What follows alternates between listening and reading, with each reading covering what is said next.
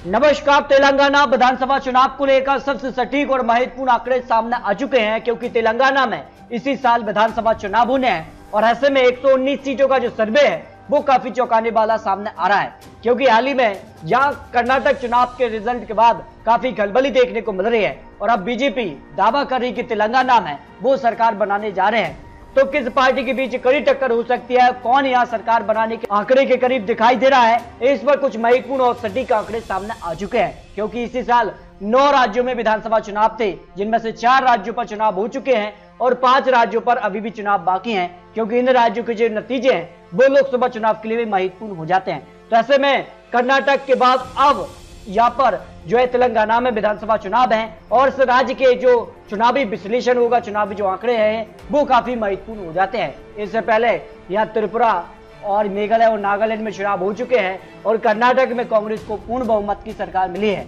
ऐसे में काफी कुछ अब बदलाव देखने को मिला है। उसके बाद क्या कुछ आंकड़ा बन सकता है, अगली सरकार तेलंगाना में किसकी बन सकती है, क्योंकि तेलंगाना में फिलहाल अगर बात की जाए केसीआर यहाँ के वर्तमान मुख्यमंत्री हैं और एक छत्र उनका शासन रहा है और ऐसे में अब बीजेपी दावा कर रही है कि तेलंगाना में वो पहली बार सरकार बनाने जा रहे हैं, पूर्ण बहुमत की सरकार उनको मिलने जा रही है।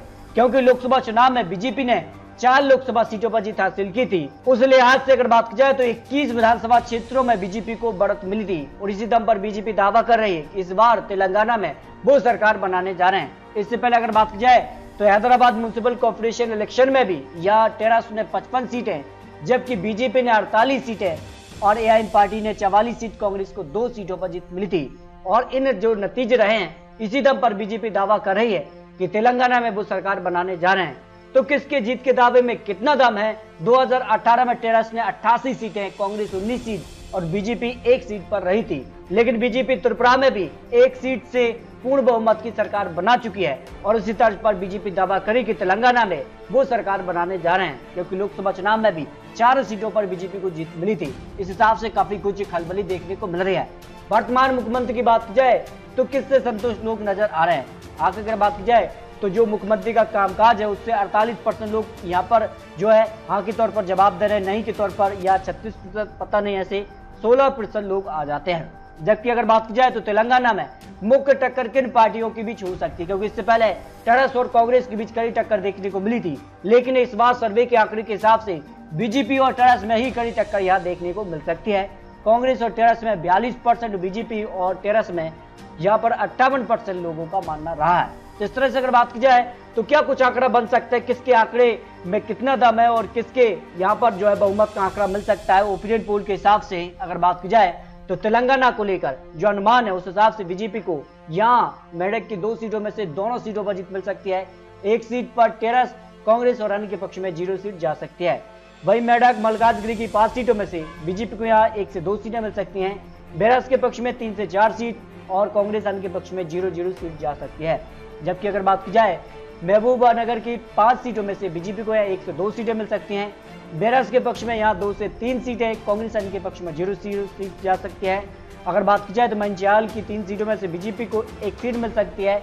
वहीं बेरस की बात की जाए तो 1 से 2 सीट जा सकती है, कांग्रेस अन्य के पक्ष में 0 सीट जा सकती है। अगर बात की जाए जागतियाल की 3 सीटों में से बीजेपी को 1 से 2 सीटें मिल सकती है। वही बेरस के पक्ष में भी 1 सीट जा सकती है, 1 सीट यहाँ कांग्रेस के पक्ष में और अन्य के पक्ष में 0 सीट जा सकती है। निजामाबाद की 6 सीटों में से बीजेपी को यहाँ 2 से 3 सीट मिल सकती है। बेरस के पक्ष में 1 से 2 सीट, कांग्रेस को 1 सीट और अन्य के पक्ष में 0 सीट जा सकती है। महबूबाबाद की 2 सीटों में से बीजेपी को 1 से 2 सीट मिल सकते हैं।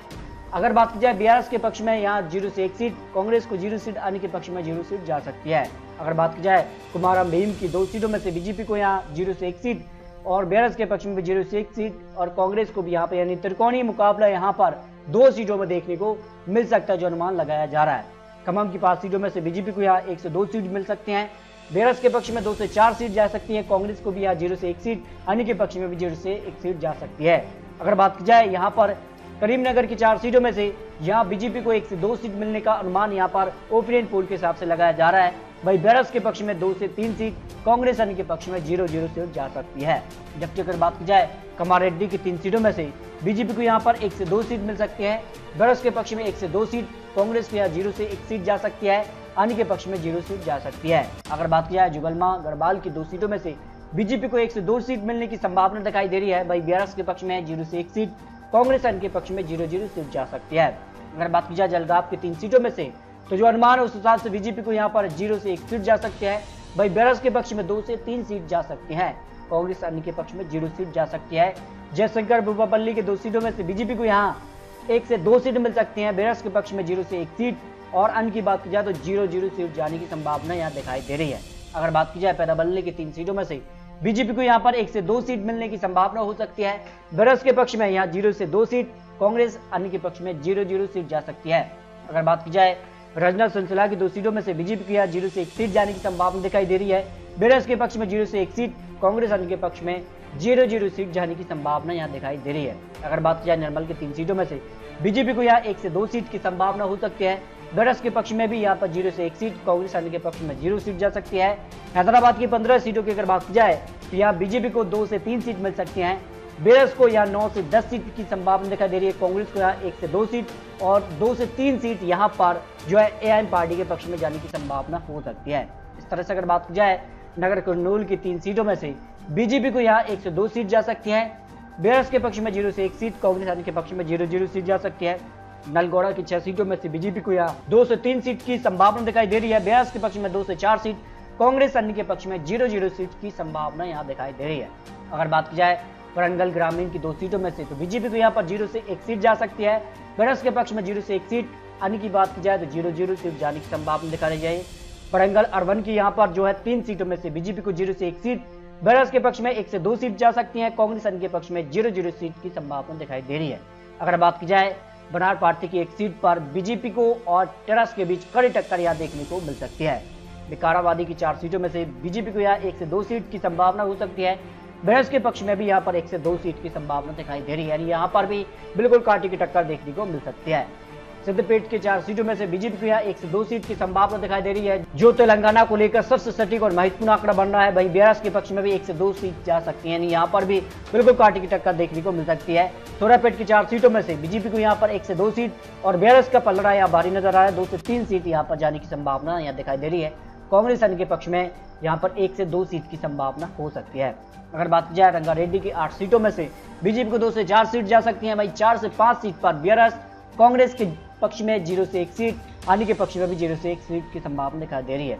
रंगारेड्डी की 5 सीटों में से अगर बात की जाए तो यहाँ पर बीजेपी को 1 से 2 सीट जा सकती हैं। वहीं बीआरएस के पक्ष में 2 से 3 सीट की संभावना दिखाई दे रही है। यहाँ पर भी बीआरएस का पलड़ा भारी नजर आ रहा है, जो अनुमान तेलंगाना को लेकर लगाया जा रहा है। इस तरह से अगर बात की जाए तो तेलंगाना की 119 सीटों का जो ओपिनियन पोल है उस हिसाब से बीजेपी को 30 से 45 सीट की संभावना दिखाई दे रही है। वहीं बीआरएस के पक्ष में 57 से 62 सीट, कांग्रेस को 2 से 6 सीट और अन्य की बात की जाए तो अन्य के पक्ष में 0 से 5 सीट जा सकती है। इस तरह से अगर बात की जाए तो तेलंगाना को लेकर हर एक पार्टी पूरी दम के साथ चुनावी मैदान में उतर चुकी है, क्योंकि दक्षिण भारत का एक महत्वपूर्ण राज्य है और इस राज्य के जो नतीजे होंगे वो लोकसभा चुनाव के लिए महत्वपूर्ण हो जाते हैं कि लोकसभा चुनाव की स्थिति दक्षिण भारत में किस पार्टी की किस प्रकार की स्थिति यहाँ दिखाई दे रही है। इस तरह से हर एक पार्टी यहाँ पर पूरी दम के साथ चुनावी मैदान में उतर गई है। लेकिन आपको बता दें ये चुनावी आंकड़े चुनावी अनुमान है। आने वाले वक्त में तेलंगाना को लेकर विधानसभा चुनाव में किस प्रकार की चुनावी वादे, किस प्रकार की जनसभाएं होती है और इन जो राज्य है वो लोकसभा चुनाव की भी महत्वपूर्ण है, इसलिए अपनी राय कमेंट बॉक्स में जरूर किए। तो दोस्तों मिलते हैं और लेटेस्ट और महत्वपूर्ण विश्लेषण के साथ, तब तक के लिए जय हिंद, जय भारत।